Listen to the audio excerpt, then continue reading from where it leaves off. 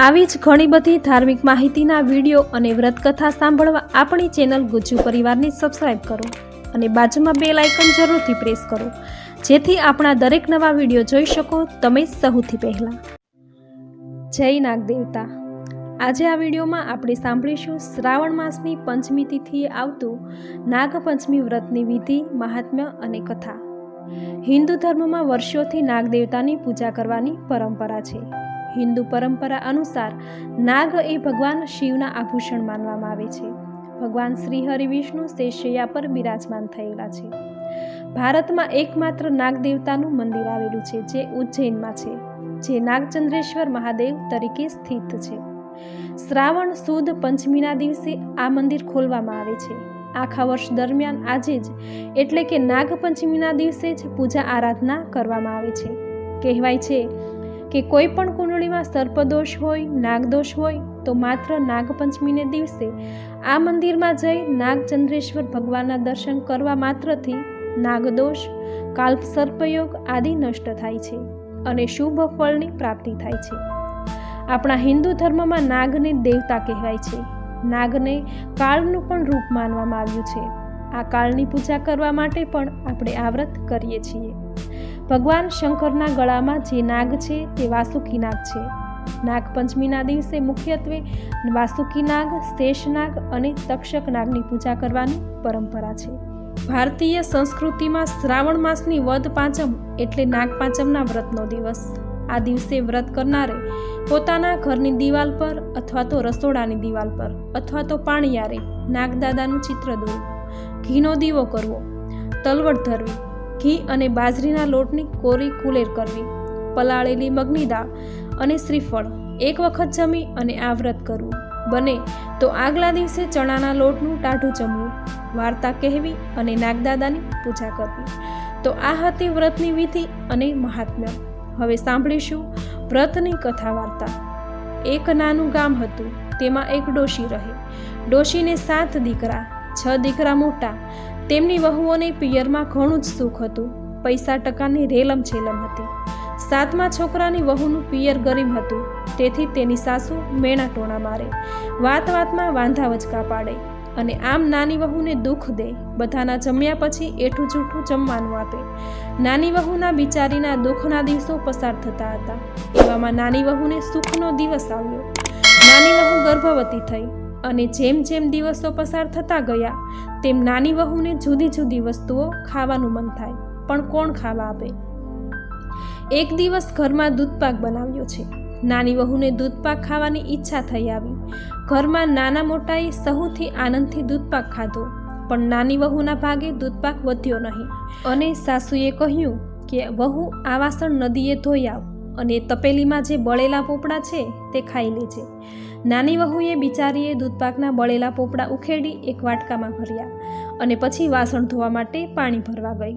પોપડાનો વાટકો એક રાફડા પાસે મૂકી અને પાણીનું બેડું ભરવા આગળ ગઈ। મનમાં વિચાર કર્યો કે કામકાજમાંથી પરવારી અને એ પોપડા નિરાતે ખાઈ લઈશ।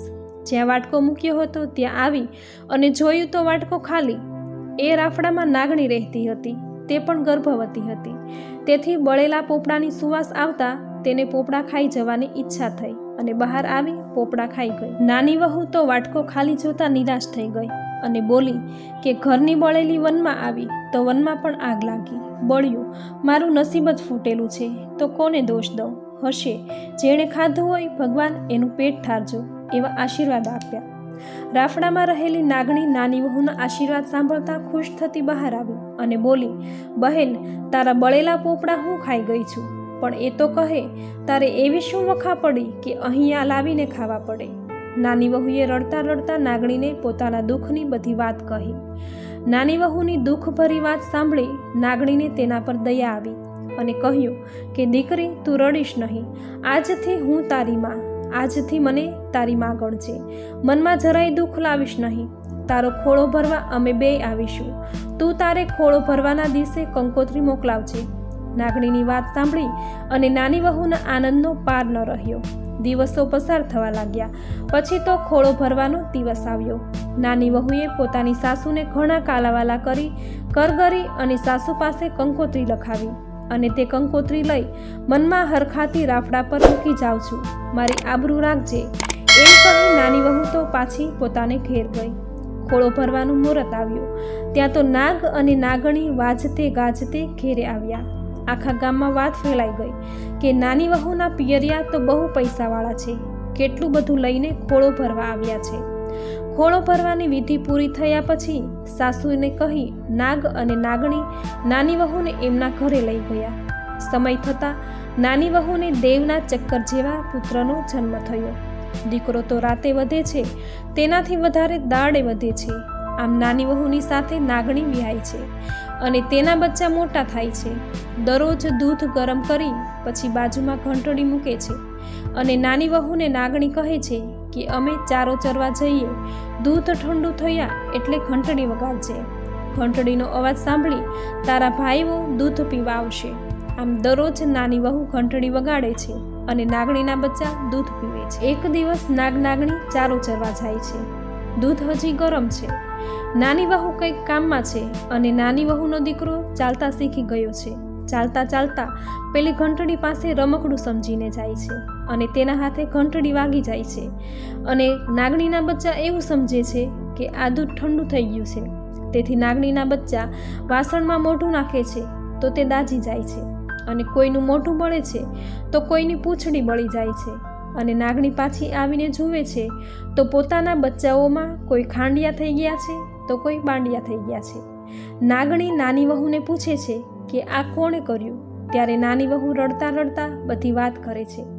નાગ અને નાગણી નાના બાળકની ભૂલ માફ કરી દે છે, પણ નાગણીના બચ્ચા મનમાં વેર રાખે છે કે બહેન તેના સાસરે જાય પછી તેને કરડી તેનો બદલો લઈશું. આમ ને આમ ઘણો સમય પસાર થાય છે. નાની વહુને નાગણીએ જીયાણું કરી તેના સાસરે વિદાય કરી. જીયાણામાં પુષ્કળ ધન જોઈ નાની વહુના સાસરિયા મોઢામાં આંગળા નાખી ગયા. એવામાં એક દિવસ નાની વહુ પાણી ભરવા ગઈ અને નાગણીના બચ્ચા આવે છે અને નાની વહુની સાસુને પૂછે છે કે બહેન ક્યાં ગઈ? સાસુ કહે છે કે એ પાણી ભરવા ગઈ. નાગના બચ્ચા ઘરમાં બેઠા છે અને નાની વહુ પાણી ભરીને આવે છે અને પાણીયારામાં તે બચ્ચા સંતાઈને બેસે છે અને તેઓ વિચારે છે કે બહેન પાણીયારામાં બેડું મૂકવા આવશે એટલે આપણે તેને દંશ દેશું. નાની વહુ પાણીયારામાં બેડું મૂકવા જાય છે. ત્યાં જ તેને ઠેસ આવે છે અને તરત જ તેના મોઢામાંથી સરી પડે છે કે ખમ્મા મારા ખાંડિયા બાંડિયા વીરને. આ સાંભળી પેલા નાગના બંને બચ્ચાઓને થાય છે કે બિચારી બહેન આપણા માટે કેટલી દુઃખી છે, હવે આપણાથી તેને કરડાય નહીં અને તેઓ ત્યાંથી ચૂપચાપ ચાલ્યા જાય છે અને તેઓ વેર ભૂલી જાય છે. સાસરામાં નાની વહુ માનીતી થઈ ગઈ, તેથી જેઠાણીઓ વગર લાકડે બળવા લાગી. એક દિવસ નાની વહુના છોકરાએ જેઠાણીના દૂધની તાસણી ઢોળી નાખતા જેઠાણીએ છણકો કર્યો કે તું તો મોટા ઘરનો છે, તારી માને કહે કે વાડામાં ભેંસ બંધાવે. નાની વહુ રડતી રડતી રાફડા પાસે ગઈ. નાગણને મેળાની વાત કરી તો નાગણી બીજા દિવસે જ 140 દૂધની ભેંસ મોકલી. શ્યામાએ જરાય રોષ રાખ્યા વગર અડધી ભેંસો જેઠાણીને આપી દીધી.